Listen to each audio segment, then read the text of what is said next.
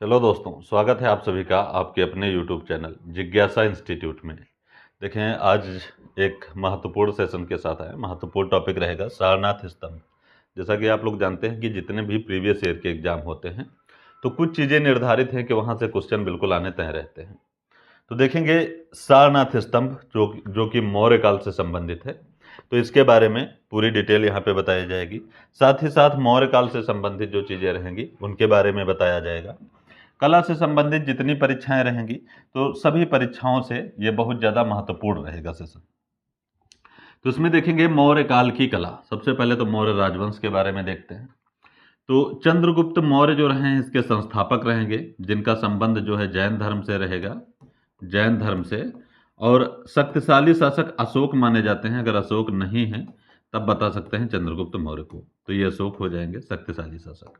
राजधानी इनकी पाटलिपुत्र रहेगी, पाटलिपुत्र या पटना बिहार, जो कुछ विकल्प में वहाँ पे रहे वो बताना है। अगर विकल्प में सारी चीज़ें रहें तो सबसे छोटा वाला क्षेत्र बताना रहेगा, ये चीज़ हमेशा ध्यान रखेंगे। मौर्य राजवंश जो रहेगा उसमें धर्म मुख्यतया जो रहेंगे वो बौद्ध धर्म और जैन धर्म के लिए प्रसिद्ध रहेगा मौर्य राजवंश। नेक्स्ट देखेंगे तो देखें मौर्यों की जो प्रसिद्धि का विशेष कारण है वो है स्तंभों के लिए। यहाँ पर स्तंभ जो निर्मित किए गए तो स्तंभों की विशेषता पढ़ेंगे। स्तंभ जो हैं वो एकास्म बनाए गए, एकास्म एकास्म या एप्सिडल में कह लें, या एक ही पत्थर को तराश कर या काट कर कह लें, एक ही पत्थर को तराश कर या काट कर कह लें, तराश कर या काट कर कह लें कि ये निर्मित किए गए हैं। इनकी हाइट वगैरह सारा कुछ ध्यान रखेंगे जो स्तंभों की रहेगी। स्तंभों पर जो है, स्तंभों का मुख्य वजह क्या था, निर्मित करने की मुख्य जो है वो उद्देश्य क्या था। तो इनका उद्देश्य ये रहेगा कि जो ये सम्राट अशोक ने स्तंभों का निर्माण करवाया है तो मौर्य राजवंश जो था उसकी यश वृद्धि के लिए करवाया गया था, यश वृद्धि के लिए। ठीक, तो जितने रहे हैं स्तंभ उन पर अलग अलग पशु आकृतियां निर्मित हैं, अलग अलग उनकी विशेषताएं हैं। कोई लेख युक्त है, कोई लेख रहित है। ठीक, बिना लेख का कोई है, कोई लेख युक्त है, तो वो सारी चीजें याद रखनी है। किस स्तंभ पर कौन सा शीर्ष, स्तंभ के शीर्ष पे कौन सा जानवर रहेगा, वो सारी चीजें याद रखेंगे।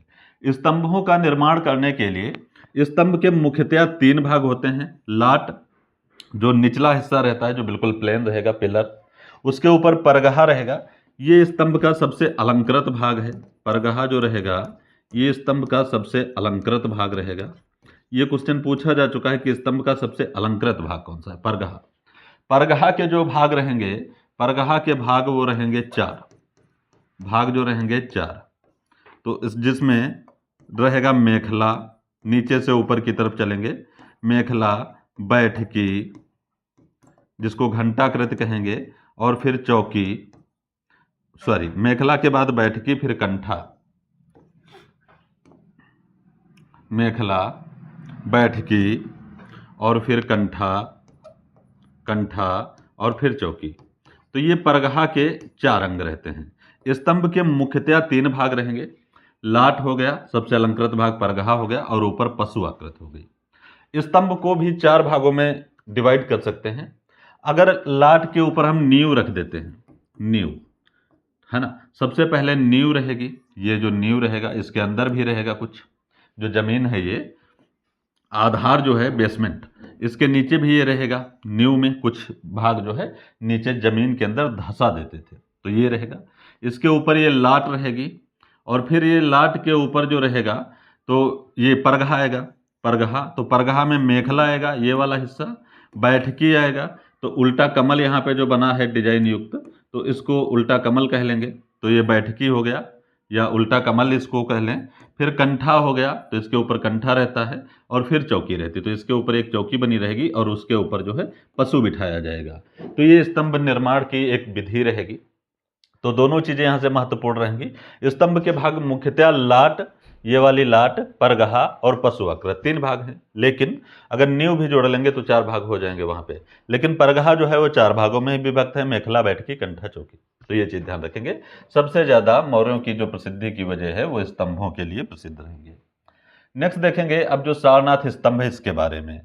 तो सारनाथ से लायन कैपिटल मौर्य काल से संबंधित है, लायन कैपिटल। तो ये परगहे के ऊपर देखेंगे यहाँ पे ये लायन कैपिटल बना हुआ है, लायन कैपिटल। ये यहाँ से क्वेश्चन हर बार पूछा ही गया है, तो इसको अच्छे से देखना है। ये देखें यहाँ पे इसके ऊपर का भाग दिखाया गया है और ये पूरा इधर से इतना दिखाया गया है, बैठकी से लेकर जहाँ पे उल्टा कमल रहेगा उसके बारे में। तो यहाँ पे देखें क्या विशेष रहेगा, इसकी विशेषताओं में देखेंगे। जो ऊपर शिल्प या साक्ष्य देखे हैं, मतलब स्तंभ देखे हैं, वो सिंह शीर्ष है, मतलब शीर्ष पे सिंह जानवर है। पशु आकृतियों में यहाँ पे सिंह उकेरा गया है। सिंह को कैसे उकेरा गया, कितने सिंह हैं, किस मुद्रा में है, वो भी आगे चीजें पढ़ लेंगे, यही चीज पूछी गई थी प्रीवियस में। तो सारनाथ का सिंह शीर्ष स्तंभ इसको नाम देंगे, या सिंह शीर्ष या लायन कैपिटल, आप सिंह शीर्ष स्तंभ कैसे भी कह लें, या लायन कैपिटल सारनाथ। प्राप्त स्थान ये कहाँ से प्राप्त है, कहाँ पे निर्मित था, तो सारनाथ जो कि यूपी में पड़ेगा। और ये किस काल को निरूपित करेगा, इंगित करेगा, तो मौर्यकालीन सम्राट अशोक। काल देखेंगे तो 3री शताब्दी ईसा पूर्व। निर्माण या सामग्री देखेंगे तो बलुए पत्थर से निर्मित है या पालिश किया हुआ बलुआ पत्थर है, तब भी कोई वहां पे समस्या नहीं। संग्रहालय देखेंगे तो ये सारनाथ संग्रहालय में ही है। वर्तमान समय में इसकी स्थिति कहाँ रहेगी, सारनाथ संग्रहालय में। अब देखें इसकी विशेषताएं देखेंगे तो सबसे पहले देखते हैं सारनाथ स्तंभ की खोज 1904 या 1905 या 1904 से 5 के मध्य पढ़ेंगे। एक F.O. ओर्टल महोदय इन्होंने खोज की थी। ये अशोक काल का सबसे सुंदर स्तंभ है, क्योंकि स्तंभ कई सारे हैं, अलग अलग विद्वानों ने अलग अलग बताए हैं कि स्तंभ इतने हैं मौर्यकालीन या अशोक के समय स्तंभ इतने हैं। ठीक, 18 मिल जाएंगे, 21 भी मिल जाएंगे, तो वहां पर वो चीज बात की है। तो जितने स्तंभ रहेंगे सबसे सुंदर स्तंभ जो रहेगा वो सारनाथ स्तंभ वाला रहेगा। अशोक कालीन या मौर्य कालीन सबसे सुंदर स्तंभ जो रहेगा, सबसे सुंदर स्तंभ जो रहेगा वो रहेगा सारनाथ स्तंभ। इस स्तंभ की स्थापना क्यों की गई, तो महात्मा बुद्ध द्वारा वाराणसी में दिए गए प्रथम उपदेश। महात्मा बुद्ध ने प्रथम उपदेश कहाँ दिया, वाराणसी में, है ना। महात्मा बुद्ध ने प्रथम उपदेश कहाँ दिया, वाराणसी में, और सबसे ज्यादा कहाँ दिया, श्रावस्ती में। ठीक है, तो उसके जो प्रथम उपदेश दिया उसी के उपलक्ष्य में इसका निर्माण हुआ, जिसे धर्म चक्र परिवर्तन, पहले प्रथम उपदेश को किस नाम से जाना जाएगा, तो धर्म चक्र परिवर्तन। तो धर्म चक्र परिवर्तन जो महात्मा बुद्ध जी के द्वारा किया गया, या महात्मा बुद्ध जी के द्वारा जो पहला उपदेश दिया गया, उसके उपलक्ष्य में इसका निर्माण किया गया।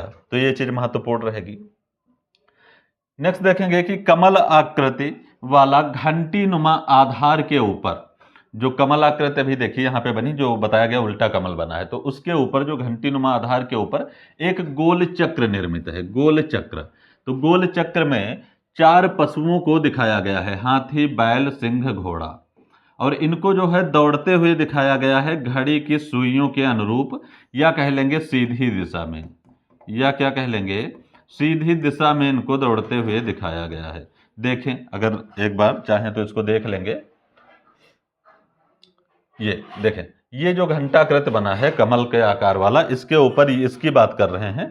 तो इसमें कौन कौन से जानवर रहेंगे, तो भी पीछे पढ़े हैं। ये जानवर DSSB में पूछे गए थे, 2 जानवर सामने की तरफ और 2 जानवर इनके इस तरफ। तो ये इस टाइप से दौड़ रहे हैं, मतलब इसमें गतिमान ऐसे दिखाए गए हैं घड़ी की सुइयों के अनुरूप। तो ये यहाँ पे प्रमुख रहेगा, इनको ध्यान रखेंगे। पूछा गया था DSSB में कि किसको नहीं दिखाया गया है, इसमें से किस जानवर को वहां पे नहीं दिखाया गया है, तो वो क्वेश्चन आया था, महत्वपूर्ण रहेगा। तथा बीच में एक 24 तीलियों वाला चक्र दिखाया गया है, जिसे धर्म चक्र के नाम से जानते हैं। तो ये भी वहीं पे बना है, देख लीजिएगा। इस चक्र को स्वतंत्र भारत के राष्ट्रीय ध्वज के मध्य सफेद रंग की पट्टी में गहरे नीले रंग से इसको अंकित किया गया है। तो ये तो जानते ही हैं, भारतीय ध्वज के लिए जो राष्ट्रीय चक्र वहां पे धर्म चक्र लिया गया है वो सारनाथ स्तंभ से है। उसमें तीलियों की संख्या 24 है। वो इंगित किया गया है, निर्मित किया गया है नीले रंग से, लेकिन उसकी जो पृष्ठभूमि रहेगी पूरी वो सफेद पट्टी में रहेगी, सफेद पट्टी में। तो ये यहाँ से महत्वपूर्ण हो जाएगा। अब देखें, चौकी पर बना चक्र जो रहेगा वो किसका प्रतीक माना जाता है। जो ये चक्र रहेगा 24 तीलियों वाला, ये प्रतीक किसका है, तो ये निरंतरता का प्रतीक है या गतिमान का प्रतीक, निरंतर विकास और गतिमान का प्रतीक है, निरंतरता इसमें प्रकट होती है। तो ये चीज ध्यान रखना है। और जो सिंह बने हैं, सिंह जो एक बना है, जो घड़ी की सुइयों के अनुरूप 4 जानवर बताए गए थे, उसमें से सिंह देखना है, ऊपर वाला सिंह नहीं देखना अभी। तो ये जो सिंह रहेगा ये शौर्य, निर्भीकता और स्फूर्ति का प्रतीक रहेगा। गज यहाँ पे जो है चातुर्थ विचारशीलता और ऐश्वर्य का प्रतीक रहेगा। वृषभ जो रहेगा वो भूमि की उर्वरता का प्रतीक रहेगा। और अश्व जो रहेगा वो राज्य के विस्तार का प्रतीक रहेगा। बैल से खेती करते हैं, वृषभ मतलब बैल, तो ये भूमि की उर्वरता का प्रतीक है। अश्व मतलब घोड़ा। 4 जानवर हैं, याद रखेंगे। यहाँ पे चौकी में जो 4 जानवर दौड़ते हुए दिखाए गए हैं उनकी बात हो रही। तो घोड़ा जो है राज्य के विस्तार का, पहले अश्वमेघ यज्ञ वो हुआ करते थे तो घोड़ा छोड़ते थे, तो वो जहाँ तक जाता था वो राज्य का शासन वहाँ तक हो जाता था, उनका क्षेत्रफल वहाँ तक हो जाता था। गज मतलब रहेगा हाथी, तो हाथी में विचारशीलता, चातुर्थ, ऐश्वर्य, वो सारी चीज़ें थी। और शौर्य, निर्भीकता, स्फूर्ति शेर में सबसे ज़्यादा रहेगी। तो ये 4 जानवर यहाँ पे इस टाइप से याद रखने हैं। पहली बात, 4 जानवर हैं कौन कौन ये याद रखना है, और फिर उनके बारे में याद रखना कि वो प्रतीक किसके माने जाएंगे। इसके सबसे ऊपरी भाग पर 4 सिंह पशुओं को आपस में पीठ लगाए हुए अगले पैरों पर खड़े दिखाया गया है, जो 4 मुख्य दिशाओं की तरफ हैं, जिनको हम उकड़ू सिंह कहते हैं। तो ये क्वेश्चन प्रीवियस में पूछा जा चुका है। सबसे ऊपर की बात कर रहे हैं, जहाँ पे पशु आकृत होती है, वहां पर इसमें सारनाथ में कौन सा जानवर है, तो सिंह है, और 4 सिंह बैठे हुए दिखाए गए हैं। बैठे का मतलब यह है कि आगे पैर जो खड़े हुए हैं और पीठ आपस में सबकी सटी हुई है, तो वो उकड़ू मुद्रा में है, उकड़ू मुद्रा में। तो यहाँ पर ये चीज महत्वपूर्ण रहेगी, ज्यादा इसको ध्यान रखेंगे। तो इसी का एक दूसरा रूप है कि 4 एशियाई सिंह यहाँ पे निर्मित हैं, और एक वृत्ताकार शीर्ष पर वृत्त की तरफ बैठे हैं, मतलब एक गोला बना के बैठे हैं, एक इधर बैठा, एक इधर बैठा, एक इधर, एक इधर, तो चारों दिशाओं को इंगित करेंगे ये। तो एक वृत्ताकार शीर्ष फलक पर एक के बाद एक खड़े हैं। खड़े का मतलब ये है, यहाँ पे बताया गया कि आपस में पीठ लगाए हुए अगले पैरों पर खड़े दिखाए गए हैं, जो 4 मुख्य दिशाओं की तरफ हैं। तो कहीं कहीं मिल जाएगा आपकी ये बैठे हुए हैं, लेकिन ये जो है वो मुद्रा जिस मुद्रा में है, मतलब ये आगे के 2 पैरों के बल सीधे खड़े हैं और पीछे के 2 पैर जो हैं उनके सहारे उकड़ू बैठे हैं। तो वहां पर बताना क्या रहेगा कि ये खड़े मुद्रा में है, खड़ा नहीं है तब उकड़ू मुद्रा इनकी बताई जा सकती है। तो यहाँ पर ये चीज बहुत अच्छे से ध्यान रखना है। अब नोट करके देखेंगे, पॉइंट लिखा है कि मौर्यकालीन जो सर्वोत्तम नमूने हैं वो हैं स्तंभ। यह एक एकाश्म शैली में निर्मित है, स्तंभ जो हैं वो एकाश्म शैली में निर्मित किए गए हैं। तो आज का ये सेशन छोटा सा ही था लेकिन महत्वपूर्ण रहेगा। तो मिलते हैं नेक्स्ट वीडियो में next day. Thank you so much, thank you all of you.